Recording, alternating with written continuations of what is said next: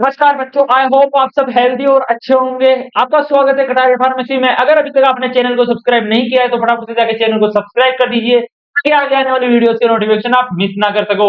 बच्चों, आज हम पढ़ने वाले हैं solubility of gases and liquid. उसी के साथ हम पढ़ेंगे सीएसटी एंड डिस्ट्रीब्यूशन लॉ। आखिरकार होता क्या है। तो बिना टाइम वेस्ट किए हम हमारा आज का लेक्चर स्टार्ट करते हैं। जानते हैं कि इस यूनिट में हमने फिजिकल स्टैटिस्टिक्स में क्या क्या कंप्लीट कर लिया। लास्ट लेक्चर में हमने कंप्लीट कर लिया solubility of drugs, extraction mechanism, solute solvent interactions, ideal solubility parameter, solvation association, quantitative approach to the factors influencing solubility of drugs. उसी के साथ साथ डिफ्यूजन प्रिंसिपल्स भी हमने पढ़ लिए जो कि बायोलॉजिकल सिस्टम के अंदर कैसे काम करते हैं, हमने लास्ट वीडियो में आपको बताया। आज हम पढ़ने वाले हैं solubility of gases in liquids, यानी कि गैसेस की सोल्युबिलिटी लिक्विड्स के अंदर कैसी होती है, यानी कि गैसेस लिक्विड्स के अंदर कैसे डिसॉल्व होती है। उसी के साथ साथ आज पढ़ेंगे हम solubility of liquids in liquids, binary solutions, ideal solutions और रोल्स लॉ। उसी के साथ साथ रियल सॉल्यूशंस भी पढ़ेंगे। और आगे आने वाली वीडियो में हम पढ़ेंगे partially miscible liquids, critical solution temperature and application, distribution law. उसी के साथ साथ इट्स लिमिटेशंस एंड एप्लीकेशंस के बारे में भी हम बात करेंगे। आइए आज के हमारे लेक्चर स्टार्ट करते हैं और जानते हैं कि solubility of gases in liquids यानी कि और लिक्विड्स इन लिक्विड्स कैसी होती है, यानी कि गैसेस पानी के अंदर कैसे घुलती है और उनकी सोल्युबिलिटी आखिरकार होती क्या है। तो चलिए आज का लेक्चर बिना देर किए स्टार्ट करते हैं। तो बच्चों, पहला जो हमारा टॉपिक है वो है solubility of gases in liquids. पहला जो आपका डाउट रहेगा वो ये रहेगा कि sir solubility of gases in liquids आखिरकार होती क्या है। इसके बारे में बात करते हैं। Solubility of gases in liquids means solubility of gases in a liquid means the amount of gas that dissolves in a given amount of liquid at a fixed temperature and pressure। इसका मतलब बच्चों ये हो गया कि जो दी हुई gas है आपको, जैसे मान लीजिए कोई पर्टिकुलर CO2 मान लीजिए आपके पास, कार्बन डाइऑक्साइड आपको दी गई है। अब उसका ये है कि फिक्स टेम्परेचर और फिक्स अमाउंट में जो आपको गैस दी गई है वो फिक्स अमाउंट ऑफ सोलवेंट यानी कि पानी के अंदर घुलनी चाहिए। अगर वो उसके अंदर कंप्लीटली डिसॉल्व हो रही है उसी को हम solubility of gas in a liquid बोलते हैं। आसान भाषा में बहुत ही इजी है ये बच्चों, ज्यादा हार्ड नहीं है, ये कोई रॉकेट साइंस नहीं है, काफी इजी है। नाम से ही पता चल रहा है solubility of gases in liquids, यानी कि गैसेस की सोल्युबिलिटी लिक्विड्स के अंदर कैसी क्या रहती है। बात करें हिंदी में, देख लेते हैं एक बार हिंदी मीडियम वाले बच्चों के लिए। किसी गैस का द्रव में घुलनशीलता का अर्थ है, यानी कि solubility of gas in a liquid mean एक निश्चित तापमान पर यानी कि फिक्स टेम्परेचर पर और दाब पर यानी कि प्रेशर पर कितनी मात्रा में गैस किसी द्रव में घुल सकती है, यानी किस किस अमाउंट में गैस एक फिक्स अमाउंट के लिक्विड में घुल सकती है। तो वो बच्चों ये काफी इजी था, आपको समझ में आया होगा। आगे बात करते हैं हम। जो अगला हमारा है कि factors affecting solubility of gases. कौन कौन से ऐसे फैक्टर्स है जो कि गैसेस की सोल्युबिलिटी को अफेक्ट करते हैं पानी के अंदर घुलने से या और अलग अलग सोलवेंट के अंदर घुलने से। आइए बात करते हैं। पहला जो है nature of gases and liquids. पहला जो डिपेंड करता है कि लिक्विड जो हमारा है यानी कि सोलवेंट जो है उसका नेचर कौन सा है और जो हमारी गैस है उसका नेचर कौन सा है। बात करें गैसेस के नेचर पे कैसे डिपेंड करता है। Polar gases dissolve more in polar solvent, just like हमने पहले लेक्चर में पढ़ा था कि लाइक डिसॉल्व लाइक, यानी खुद वाले परिवार वाले खुद वाले को ही डिसॉल्व करते हैं, यानी दूसरा वाला दूसरे को नहीं करता। Polar dissolve polar, non polar dissolve non polar, polar not dissolve non polar और non polar not dissolve polar, यानी कि पोलर पोलर को ही डिसॉल्व करेगा, पोलर नॉन पोलर को नहीं करेगा और नॉन पोलर को ही करेगा, नॉन पोलर पोलर को डिसॉल्व नहीं करेगा। बट काफी इजी है, हार्ड कुछ नहीं है इसमें। एग्जांपल की बात करते हैं, CO2 dissolve well in water both polar. Carbon dioxide पानी के अंदर इजीली डिसॉल्व हो जाती है क्योंकि उसके अंदर जो चार्ज का डिस्ट्रीब्यूशन होता है वो अनइक्वल होता है, और जो वाटर के अंदर यानी H2O के अंदर होता है वो भी सेम ही अनइक्वल होता है, वो भी पोलर होती है। इसी वजह से like dissolve like. I hope बच्चों काफी इजी था, आपको समझ में आया होगा। आगे बात करते हैं दूसरा कौन सा फैक्टर जो कि सोल्युबिलिटी ऑफ गैसेस इफेक्ट करता है। दूसरा हो गया हमारा यहाँ पे टेम्परेचर। बच्चों टेम्परेचर तो सबको ही इफेक्ट करता है, टेम्परेचर यहाँ पे सोल्युबिलिटी ऑफ गैसेस को भी अफेक्ट कर रहा है। बात करते हैं कि गैसेस की सोल्युबिलिटी को कैसे टेम्परेचर अफेक्ट करता है। For most gases solubility decreases when temperature increase. बहुत सी गैसेस के लिए बच्चों जब टेम्परेचर हम बढ़ाते हैं तो उनकी सोल्युबिलिटी डिक्रीज हो जाती है। अब बात करते हैं कि सोल्युबिलिटी उनकी डिक्रीज कैसे होती है। इसका मतलब ये हो गया, जैसे मान लीजिए कोई सॉल्यूशन है, उसके अंदर एक सोलवेंट हो गया, पानी मान लीजिए, और कोई गैस मान लीजिए, वो गैस उस पानी में डालोगे, जैसे ही आप उस डालने के बाद उसका तापमान यानी उसे हीट दोगे, उसका टेम्परेचर बढ़ाओगे, तो वो गैसेस की जो घुलने की जो एक क्षमता है वो कम हो जाएगी, यानी कि वो सोल्युबिलिटी उनकी कम हो जाएगी, तो अलग अलग होने लगेंगे। कई केसेस के लिए ऐसा होता है और कई केसेस के लिए अपोजिट होता है, यानी कि टेम्परेचर बढ़ाने से गेसेस जल्दी डिसॉल्व होती है। फॉर एग्जांपल बात करते हैं, warm soda loses fish faster because CO2 escapes quickly। अब जैसे मान लीजिए जैसे कोई कोल्ड ड्रिंक की बोतल हो गई, कोल्ड ड्रिंक की बोतल में जैसे आप ढक्कन खोलोगे और अगर वो गर्म होगी, ढक्कन खोलते ही बफारा निकलेगा, यानी वो CO2 बाहर निकलने की कोशिश करेगी, क्योंकि उसका टेम्परेचर बढ़ चुका है और वो गैस बाहर रिलीज होना चाहती है। वहीं अगर बात कर ले कि जैसे मान लीजिए अगर वो कोल्ड ड्रिंक की बोतल, कोई सी भी कोल्ड ड्रिंक या सोडा की बोतल ठंडी है, आप फ्रिज से निकाल रहे हो तो वो कम गैसेस निकलेगी, ऐसा करते मतलब बहुत कम मात्रा में वो एक फिक्स टाइप जो गैसेस है, यानी कि जो कार्बन डाइऑक्साइड है वो बाहर आएगा बहुत ही कम मात्रा में, मतलब ऐसे दोबारा ऐसे कुछ भी नहीं होगा, मतलब नॉर्मली तरीके से खोले तो गैसेस कम पास होगी। वहीं अगर बात करें कि अगर वो वार्म होगी यानी गर्म होगी तो गैसेस बहुत ज्यादा फास्ट निकलेगी, कार्बन डाइऑक्साइड बहुत जल्दी से रिलीज होना चाहिए, क्योंकि वो मिक्स ही नहीं होगी ना, उस वाटर के अंदर मिक्स ही नहीं होगी, सोलवेंट के अंदर सोल्यूट घुल ही नहीं पाएगा, इस वजह से वो बाहर निकलना चाहेगा। जैसे आप उसका टेम्परेचर बढ़ा दोगे तो ऑटोमेटिकली बाहर जाना चाहेगा। आई होप बच्चों आपको समझ में आया होगा, काफी आसान नहीं है। जैसे हम दुकान पे जाते हैं, खरीदते हैं, कोई कोल्ड ड्रिंक की बोतल खरीदते हैं, हम जैसे अगर ठंडी बोतल खरीदते हैं तो आप उसको खोलना फिक्स साउंड कम आएगा, और वहीं आप अगर गर्म बोतल खोलते हो, ओपन करते हो, तो उसका जो फिक्स साउंड है वो बहुत ज्यादा आएगा, वो खुलते ही एक तरह से बफारा मारेगी। आई होप बच्चों आपको समझ में आ गया होगा। आगे बात करते हैं हम जो तीसरा जो अफेक्ट करता है, यानी कि solubility of gases in liquids, यानी कि पानी के अंदर या कोई भी सॉल्वेंट के अंदर गैसेस को घुलने से कौन सी चीज अफेक्ट करती है, यानी कि बढ़ा देती है उसकी घुलने की क्षमता या कम कर देती है। उसमें जो तीसरे नंबर पे आता है वो आता है प्रेशर। हेनरीज लॉ क्या है प्रेशर के लिए बात करते हैं। The amount of gas dissolved in a liquid is directly proportional to the partial pressure of the gas above the liquid at a constant temperature। बच्चों आसान आसान भाषा में अगर समझे तो गैस के ऊपर लगने वाला दबाव, यानी कि गैस के ऊपर लगने वाला प्रेशर डायरेक्टली प्रोपोर्शनल होता है उसकी डिसॉल्व एबिलिटी के, यानी कि उतना ही उसके अंदर वो डिसॉल्व होगी, उतना ही उसके अंदर सोल्यूबल होगी, वाटर या कोई से भी सोलवेंट के अंदर वो सोल्यूट, यानी कि गैस हमारी यहाँ पे सोल्यूट हो गया हमारा गैस, गैस पानी के अंदर उतना ही घुलेगी जितना उस पर दाब लगाया जाएगा, यानी प्रेशर लगाया जाएगा। आगे बात करते हैं, हेनरी का नियम कहता है कि किसी की द्रव में घुलनशीलता उस पर लगने वाले आसन की दाब से समानुपाती होती है यदि तापमान स्थिर है, यानी कि टेम्परेचर एक कांस्टेंट है। कांस्टेंट मान लीजिए टेम्परेचर फिक्स होना चाहिए। फॉर एग्जांपल बताता हूं, जैसे मान लीजिए पानी कोल्ड ड्रिंक्स होती है, कोल्ड ड्रिंक्स के अंदर CO2 कैसे डाला जाता है, वो फिश साउंड आता है, देखो हमने फिश साउंड आता है, वो फिश साउंड क्यों आता है, वो फिश साउंड इसलिए आता है क्योंकि कोल्ड ड्रिंक्स के अंदर CO2 डाली जाती है, प्रेशर से दबाव से डाली जाती है एक तरीके से, इस वजह से वो फिश साउंड आता है।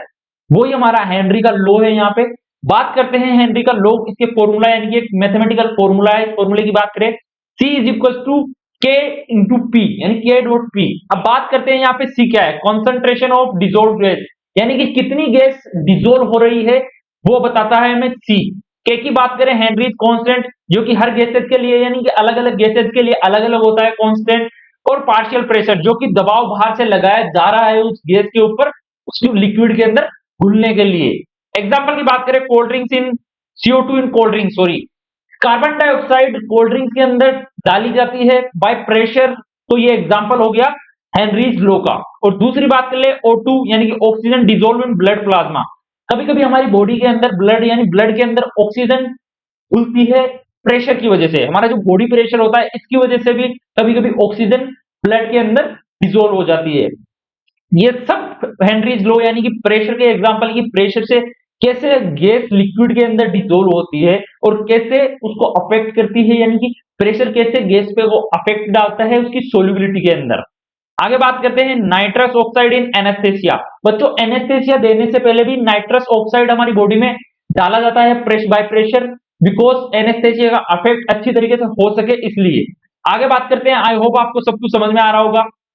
आगे बात करते हैं हम सोल्युबिलिटी इन लिक्विड्स, यानी कि लिक्विड की लिक्विड सोल्युबिलिटी क्या होती है उसकी बात करते हैं। नाम से पता चल रहा है इसका मतलब। आगे बात करते हैं इसकी डेफिनेशन की। It refers to how much one liquid can dissolve और मिक्स विद अनदर लिक्विड। आसान भाषा में बताऊं तो एक लिक्विड दूसरे के अंदर कितना घुल रहा है, यही solubility of liquid in liquid कहलाती है। यह बताता है कि एक द्रव दूसरे द्रव में कितनी मात्रा में घुल या मिल सकता है, यानी कि किस अमाउंट में घुल या मिल सकता है, बिल्कुल कंप्लीटली एक सॉल्यूशन बनाने के लिए। आगे बात करते हैं हम types of liquid liquid system. अब इसके कितने प्रकार होते हैं लिक्विड लिक्विड सिस्टम के, उनकी बात करते हैं। पहला आता है completely mixable liquids. Completely mixable liquids का मतलब हो गया mix in any proportion, example alcohol और वाटर, कोई से भी प्रोपोर्शन में कितनी भी मात्रा में आप मिला दो वो कंप्लीटली डिसोल्व हो जाएंगे। उसी का एग्जांपल हो गया हमारा कंप्लीट मिक्सेबल का एग्जांपल हो गया कि वाइन के अंदर यानी अल्कोहल के अंदर पानी मिला दो, पता नहीं चलेगा कि किस अमाउंट में आप उसे मिला रखे हो, क्योंकि कंप्लीटली मिक्स हो जाते हैं वो। आगे दूसरा एग्जांपल बात करते हैं partially miscible liquids, mix only up to a limit, after that two layers form, एक फिक्स अमाउंट तक ही मिक्स कर सकते हैं। जैसे मान लीजिए कि फिनोल और वाटर हो गया, जैसे मान लीजिए फिनोल 30% हो गया, वाटर 70% हो गया, अगर फिनोल की मात्रा 40 कर दो, वाटर की 60 कर दो, तो एक अलग से लेयर दिखने लग जाएगी कि हाँ दो लिक्विड्स एक साथ मिलाए गए हैं, उनको हम बोलते हैं partially miscible liquids. I hope बच्चों आपको समझ में आ रहा होगा। तीसरा जो आता है हमारा इमिसिबल लिक्विड, इमिसिबल का मतलब आप समझ ही रहे होंगे कि जो मिलते ही नहीं होंगे, do not mix at all, यानी कि मिक्स होना पॉसिबल नहीं है।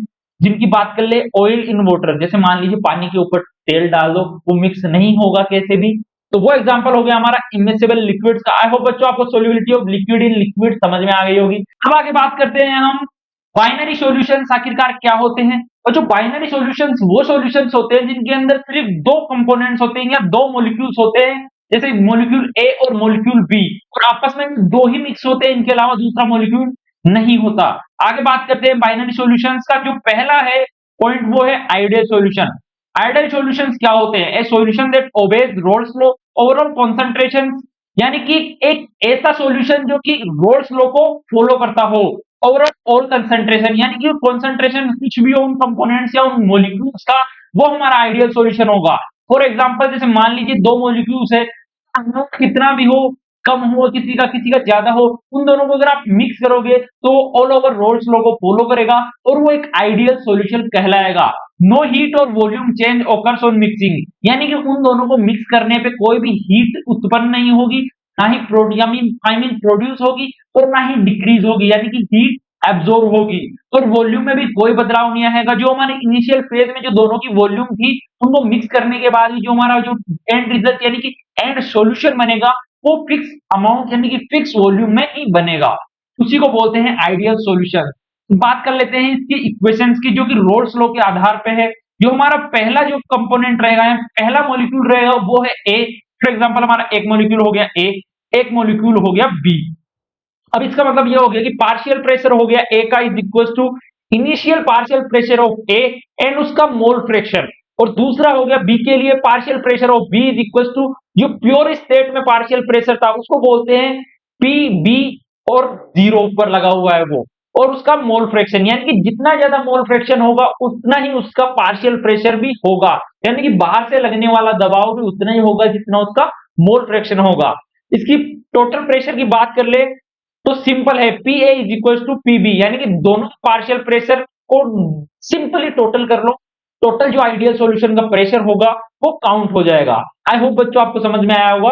एग्जांपल के लिए मैं आपको बताता होता हूं कि कौन कौन से जो आइडियल सॉल्यूशंस में जो मॉलिक्यूल्स होते हैं वो मिलते हैं, या आइडियल सॉल्यूशन किन किन का बनता है। For example benzene and toluene, जिसका स्ट्रक्चर एंड फॉर्मूला सिमिलर होता है, उनके जो कंपोनेंट्स होते हैं यानी कि जो मॉलिक्यूल ये बेंजीन और टोलिन है इनकी जो स्ट्रक्चर है वो लगभग सेम होती है, तो ये आपस में जो जुड़ते हैं, आपस में इन दोनों को मिलाया जाता है तो ये ना तो हीट प्रोड्यूस करते हैं ना ही वॉल्यूम में कोई चेंज आता है, यानी ना ही बढ़ती है ना ही डिक्रीज होती है।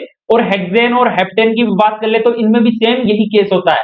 आई होप बच्चों आपको समझ में आया होगा। बच्चों हम आगे बात करते हैं रोल्स लॉ की। रोल्स लॉ का मतलब हो गया the partially vapour pressure of each component in a solution is equal to the vapour pressure of the pure component multiply by its mole fraction in the solution. इसका मतलब ये हो गया कि बच्चों पार्शियली वेपर प्रेशर दो चीजों पर डिपेंड करता है। पहली चीज कि उस कंपोनेंट का प्योर स्टेट में वेपर प्रेशर कितना था, और दूसरी चीज उसका मोल फ्रैक्शन कितना है। इसका मतलब ये हो गया बच्चों, मैं इसका फॉर्मूला बता देता हूं आपको। जो पार्शियली वेपर प्रेशर हो गया, जैसे मान लीजिए ए का पार्शियली वेपर प्रेशर हो गया, एक तो उसका प्योर स्टेज में यानी कि प्योर फॉर्म में उसका पार्शियल वेपर प्रेशर कितना था, वो मल्टीप्लाई होता है हमारा उसके मोल फ्रैक्शन से, multiply by mole fraction of A. तो बच्चों इसका मतलब ये हो गया कि प्योर स्टेज में जितना उसका वेपर प्रेशर था उतना ही ज्यादा उसका मोल फ्रैक्शन भी होगा, और इसका मतलब ये हो गया कि अगर ए कंपोनेंट ज्यादा है तो उसका मोल फ्रैक्शन भी उतना ही ज्यादा होगा, तो अगर बी कंपोनेंट कम है तो उसका मोल फ्रैक्शन और उसका वेपर प्रेशर उतना ही कम होगा। आई होप आपको समझ में आया होगा। मतलब जितना ज्यादा एक होगा, एक का जैसे मान लीजिए एक एग्जांपल देता हूं मैं आपको, एक सॉल्यूशन है उसके अंदर ए और बी दोनों है, मैं आपको बता देता हूं। एक सॉल्यूशन है उसके अंदर ए हो गया और ये हो गया हमारा बी। ए का प्योर प्रेशर यानी कि वेपर प्रेशर इनिशियल स्टेज में कितना है, इसका मान लेते हैं 70 और इसका मान लेते हैं हम 30। तो बच्चों इसका मतलब ये हो गया कि पार्शियल प्रेशर भी इसी पे डिपेंड करेगा, वेपर प्रेशर पे। Partially vapour pressure is directly proportional to initial या प्योर वेपर प्रेशर और मोल फ्रैक्शन। फॉर एग्जांपल बच्चों, जैसे मान लीजिए इसका वेपर प्रेशर प्योर स्टेज में 70 था, तो इसका पार्शियली वेपर प्रेशर भी उतना ही ज्यादा होगा। बी का जितना कम वेपर प्रेशर था, तो उसका पार्शियली वेपर प्रेशर भी उतना ही कम होगा। आई होप आपको रोल्स लॉ समझ में आया होगा, काफी आसान है। हिंदी में देख लेते हैं एक बार। किसी विलयन में प्रत्येक घटक का आंशिक वाष्प दाब उसके शुद्ध घटक के वाष्प दाब और उसके मोल अंश के गुणनफल के बराबर होता है। फॉर्मूला है, काफी आसान है, अगर आप देखोगे तो आपको समझ में आ जाएगा। तो आगे देखते हैं हम। आगे जो हमारा आता है वो आता है रियल सॉल्यूशंस। अब रियल सॉल्यूशंस क्या होते हैं बात करते हैं। Solutions that do not obey roles law. कुछ ऐसे सॉल्यूशंस होते हैं यानी कि कुछ ऐसे कंपोनेंट्स होते हैं सॉल्यूशंस के अंदर जो कि रोल्स लॉ को फॉलो नहीं करते और उनका partially vapour pressure roles law के अकॉर्डिंग नहीं आता। बात कर ले, because intermolecular forces between solute and solvent differs. क्योंकि सोलवेंट के अंदर जो इंटरमोलिकुलर फोर्सेस होते हैं वो कुछ अलग होते हैं, यानी कुछ डिफरेंस होते हैं, सेम नहीं होते, यानी कि अपोजिट भी हो जाते हैं, यानी कि एक दूसरे को अट्रैक्ट भी कर लेते हैं और रिफ्लेक्ट भी कर लेते हैं। यानी कि या तो कई कई ऐसे सोल्यूट और सोलवेंट्स होते हैं कि जो एक दूसरे को पकड़ लेते हैं और अच्छे से मिक्स हो जाते हैं, वेपर प्रेशर क्रिएट नहीं करते, और कुछ ऐसे होते हैं जो कि एक अच्छे से मिक्स नहीं हो पाते और एक दूसरे को अट्रैक्ट नहीं कर पाते हैं। उनके बीच में अट्रैक्शन फोर्स होता है, उनके बीच में जो इंटरमोलिकुलर फोर्सेस होता है वो कम और ज्यादा होने से डिफरेंस आ जाता है वेपर प्रेशर में। बात करते हैं इसके टाइप्स की। एक होता है पॉजिटिव डेविएशन, जिसके अंदर वेपर प्रेशर ज्यादा होता है। इसका क्यों होता है वेपर प्रेशर ज्यादा? क्योंकि सोल्यूट और सोलवेंट की जो इंटरेक्शंस होती है, यानी कि उनके जो इंटरमोलिकुलर फोर्सेस होते हैं जो कमजोर होते हैं, एक तरीके से सोल्यूट और सोलवेंट एक दूसरे को अट्रैक्ट नहीं कर पाते हैं ज्यादा करके, या बोल सकते हैं कि अच्छी तरीके से मिक्स नहीं हो पाते। इस वजह से उसके अंदर वेपर प्रोड्यूस हो जाता है और वेपर प्रेशर क्रिएट होने लगता है। उसके अंदर इजीली वेपर फॉर्म हो जाते हैं और वेपर प्रेशर क्रिएट करते हैं। इसी वजह से हमारा उसका पार्शियली वेपर प्रेशर भी ज्यादा हो जाता है। आई होप बच्चों आपको समझ में आया होगा। एग्जाम्पल की बात करें, एथेनॉल और साइक्लोहेक्सेन, ये एक दूसरे में अच्छे तरीके से मिक्स नहीं हो पाते। अगर आप इनको मिक्स करोगे तो ये वेपर प्रेशर क्रिएट करेंगे, जिसकी वजह से पार्शियली वेपर प्रेशर भी बढ़ जाएगा। आगे बात करते हैं दूसरा जो कि होता है हमारा नेगेटिव डेविएशन। इसके अंदर वेपर प्रेशर कम होता है एक्सपेक्टेड वेपर प्रेशर से। अब बात कर ले इसके एक्सपेक्टेड वेपर प्रेशर से प्रेशर कम क्यों होता है? क्योंकि इसकी सोल्यूट और सोलवेंट की जो इंटरेक्शंस होती है, यानी सोल्यूट और सोलवेंट एक दूसरे में अच्छी तरीके से कंट्रैक्ट हो जाते हैं और जुड़ जाते हैं, एक तरीके से अच्छी तरीके से बॉन्ड बना लेते हैं और ये जो वेपर प्रोड्यूस नहीं करते, और इसकी वजह से जो इनका वेपर प्रेशर है, पार्शियली वेपर प्रेशर है, वो कम आता है। For example acetone and chloroform. Acetone को आप क्लोरोफॉर्म में मिलाओगे तो ये अच्छी तरीके से डिसोल्व हो जाएगा और ये प्रोड्यूस नहीं करेगा वेपर, यानी कि वेपर प्रेशर उसके अंदर क्रिएट नहीं होगा, होगा लेकिन बहुत ही कम मात्रा में होगा। आई होप आपको रियल सॉल्यूशन भी समझ में आएंगे कि रियल सॉल्यूशन क्या होते हैं। रियल सॉल्यूशंस वो सॉल्यूशंस होते हैं जो कि फोर्स लॉ को हमारे यहाँ पे फॉलो नहीं करते और उनके अंदर इंटरमोलिकुलर फोर्सेस की वजह से उनका जो वेपर प्रेशर होता है वो डिफरेंट आ जाता है एक्सपेक्टेड वेपर प्रेशर से। तो आगे बात करते हैं हम फार्मास्यूटिकल इंपोर्टेंस। जो जो अभी हमने पढ़े कि गैस सोल्युबिलिटी, लिक्विड मिक्सिबिलिटी और रोल्स लॉ की फार्मास्यूटिकल पीओवी से क्या इंपोर्टेंस होती है। बात करते हैं कि गैस सोल्युबिलिटी की इंपोर्टेंस क्या होती है इन एनेस्थेटिक। जैसे भी मैंने आपको बताया था हेनरीज लॉ के अंदर, जैसे किसी पेशेंट को डॉक्टर एनेस्थेसिया दे रहा है तो उससे पहले नाइट्रस ऑक्साइड देनी पड़ती है, क्योंकि वो पता होना चाहिए कि पेशेंट के ब्लड में कितनी गैस डिसॉल्व हो रही है और किस क्वांटिटी से और किस स्पीड से डिसॉल्व हो रही है। और एरोजल और बेवरेजेशन में भी गैस सोल्युबिलिटी का कॉन्सेप्ट काफी हेल्पफुल होता है। वहीं बात करें liquid mixability in syrups, emulsions and tincture. बात करें लिक्विड मिक्सिबिलिटी का कॉन्सेप्ट कैसे इंपॉर्टेंट है इन सिरप्स एंड इमल्शन। जैसे मान लीजिए दो लिक्विड अगर आपस में नहीं घुल रहे हैं, जैसे वाटर और ऑयल, तो उनको घुलाने के लिए इमल्शंस का फॉर्मेशन की जाती है, इमल्शंस बनाए जाते हैं। यह सब हमारे को लिक्विड मिक्सिबिलिटी कॉन्सेप्ट से ही पता चलता है। जैसे मान लीजिए पानी और एल्कोहल, जैसे मैंने आपको बताया था वाटर और एल्कोहल अच्छी तरीके से घुल जाते हैं तो उससे बनाए जाते हैं सिरप्स और टिंचर। आगे बात करें रोल्स लॉ की इंपोर्टेंस कैसे है फार्मास्यूटिकल पीओवी से। तो बच्चों roles law helps in studying colligative properties like freezing point, depression और ऑस्मोटिक प्रेशर, ये कुछ ऐसी क्वांटिटीज है जो कि रोल्स लॉ से ही पता की जाती है, जो कि ड्रग स्टेबिलिटी में काम आती है और ड्रग डिलीवरी में भी काम आती है। आई होप बच्चों आपको फार्मास्यूटिकल इंपोर्टेंस समझ में आ गई होगी इन चीजों की। आगे देखते हैं partially miscible liquids and CST, यानी कि क्रिटिकल सॉल्यूशन टेम्परेचर आखिरकार होते क्या है। पार्शियली मिक्सेबल लिक्विड से तो आपको समझ में आ रहा होगा, liquid that dissolve in each other only up to a certain limit, यानी कि एक सर्टेन लिमिट तक ही दो लिक्विड्स आपस में डिसॉल्व होते हैं। उस लिमिट से अगर आप क्रॉस कर दोगे तो उनके बीच में एक लेयर बन जाती है, जैसे कि मैंने अभी आपको पहले बताया था। वो द्रव जो केवल एक निश्चित सीमा तक ही एक दूसरे में घुलते हैं, for example phenol and water, nicotine and water और ट्राइथैलामाइन एंड वाटर, ये कुछ ऐसे एग्जाम्पल है जो कि कुछ सर्टेन लिमिट तक ही आपस में मिक्स होते हैं। उस लिमिट को अगर क्रॉस कर दोगे या उस लिमिट से अगर नीचे रह जाओगे तो ये आप दोनों के मिक्स नहीं होंगे, यानी कि ये दोनों लिक्विड्स आपस में मिक्स नहीं होते। आगे बात करते हैं सीएसटी, यानी कि क्रिटिकल सॉल्यूशन टेम्परेचर आखिरकार क्या होता है। क्रिटिकल सॉल्यूशन टेम्परेचर भी पार्शियली मिक्सेबल लिक्विड्स के लिए ही होता है। स्पेसिफिकली बात करें, the temperature at which two partially miscible liquids become completely miscible in all proportion. इसका मतलब ये हो गया कि एक ऐसा टेम्परेचर, एक ऐसे फिक्स सीमा, एक ऐसी लिमिट जहां पे दो लिक्विड्स आपस में कंप्लीटली घुल जाते हैं और आपस में कंप्लीटली मिक्स हो जाते हैं, उसी को हम क्रिटिकल सॉल्यूशन टेम्परेचर बोलते हैं।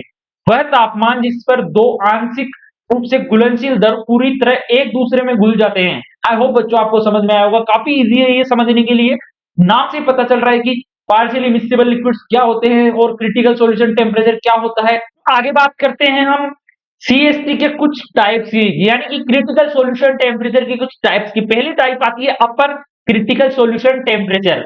Above is completely mixable, for example phenol and water above 66 degree Celsius they both are mixable. इसका मतलब ये हो गया बच्चों कि फिनोल और पानी 66 डिग्री टेम्परेचर के ऊपर आसानी से घुल जाते हैं। अगर 66 डिग्री से कम हो गया तो ये घुल नहीं पाएंगे और एक लेयर बना लेंगे। ये होता है अपर सीएसटी, यानी कि यूसीएसटी। बात करें दूसरा टाइप हो गया लोअर सीएसटी, यानी कि एक फिक्स लिमिट होती है, उसके नीचे अगर टेम्परेचर में कुछ सिस्टम में अगर कुछ लिक्विड्स ऐसे होंगे जो आपस में कंप्लीटली डिसॉल्व हो जाएंगे, अगर उनकी सीमा बढ़ा दी तो वो कंप्लीटली डिसॉल्व नहीं हो पाएंगे और एक लेयर का फॉर्मेशन कर लेंगे। For example below this completely mixable, इसके नीचे यानी कि एक ऐसी टेम्परेचर लेवल है जिसके नीचे मिक्सेबल होते हैं, यानी मिक्स होने वाले होते हैं और उसके ऊपर मिक्स नहीं हो पाते। एग्जांपल हो गया ट्राइथैलामाइन प्लस वाटर, 18 डिग्री सेल्सियस के नीचे ही इजीली डिसॉल्व होता है। अगर 18 डिग्री सेल्सियस से अगर आप टेम्परेचर ज्यादा बढ़ा देते हो तो ये डिसॉल्व होना यानी कि आपस में मिक्स होना पॉसिबल नहीं होगा और एक लेयर की फॉर्मेशन कर लेंगे।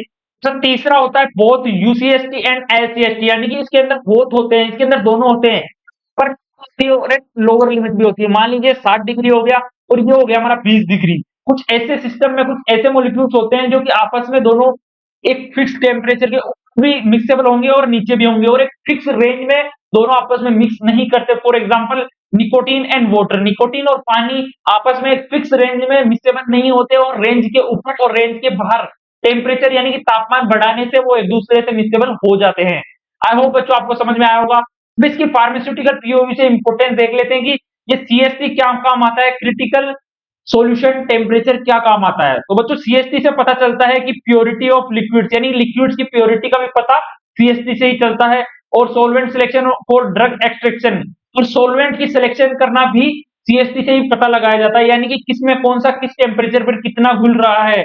ये चीजें सॉल्वेंट्स का पता लगाने के लिए भी, सॉल्वेंट्स की सिलेक्शन के लिए भी, यानी कि किसी ड्रग्स को घोलने के लिए कौन सा सॉल्वेंट चाहिए, ये सब सीएसटी से पता लगता है। और designing emulsions and suspension, suspensions और इमल्शंस बनाने में भी सीएसटी यानी कि क्रिटिकल सॉल्यूशन टेम्परेचर का काफी योगदान होता है बच्चों। तो बच्चों आगे बात करते हैं, आगे जो हमारा है डिस्ट्रीब्यूशन लॉ, जो कि नन्स डिस्ट्रीब्यूशन लॉ भी कहा जाता है। इसका मतलब होता क्या है? डिस्ट्रीब्यूशन लॉ का आखिरकार सिंपल वे में मैं आपको मतलब बताता हूँ। डिस्ट्रीब्यूशन लॉ होता है when a solute is distributed between two immiscible liquids. ये सिर्फ दो इमिसिबल लिक्विड्स के बीच में ही काम करता है, मतलब सॉल्यूशन हमारा इमिसिबल लिक्विड्स का ही होना चाहिए जो आपस में ना घुले। इमिसिबल लिक्विड का मतलब हो गया आपस में ना घुल रहे हो दोनों और एक लेयर की फॉर्मेशन कर रहे हो, जैसे फॉर एग्जांपल क्लोरोफॉर्म और वाटर।